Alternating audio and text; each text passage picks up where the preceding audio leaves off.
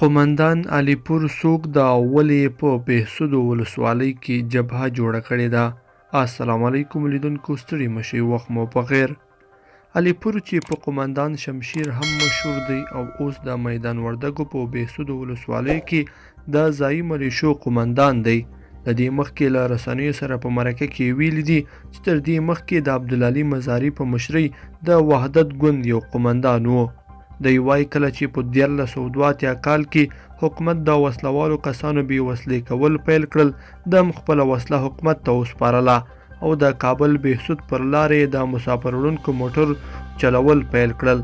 د علیپور په وینا په بهسودو ولسوالۍ کې د خلکو پر کورونو د کوچیانو له برید او په 1390 کال کې د طالبانو له لوري د دې ولسوالۍ د خلکو له وژل کېدو وروسته یې په بهسودو کې د مقاومت په نامه جبهه جوړه کړه.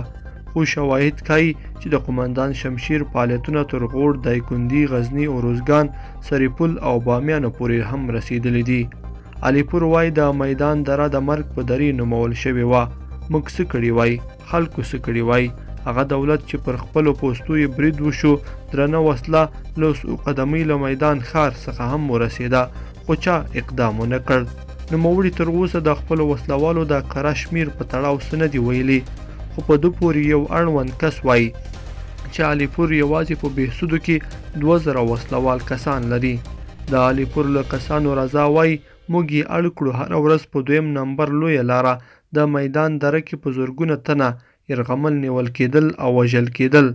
د علیپور یو بل کس هم وویل ما یوه غوا په 15,000 افغانۍ خرڅه کړه او دا کلشینکوف مې پرې واخیست. د 1390 کال د لیندۍ 4 نیټه وه چې ملي امنیت علیپور د نامسؤلو وسلوالو ناقانونه فعالیتونو، باج اخیستنې او پر امنیتي ځواکونو د برید په تور ونیوه.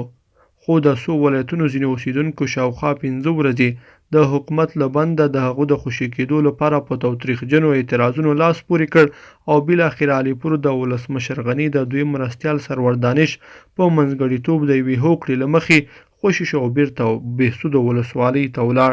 لیدونکو په دې هیله چې دا مطلب به مو تر پیله لیدلی وي. که مو دا ویډیو خوښه شوې ویډیو لایک کړئ او چینل سبسکرایب کړئ. تر بیا ښه وخت.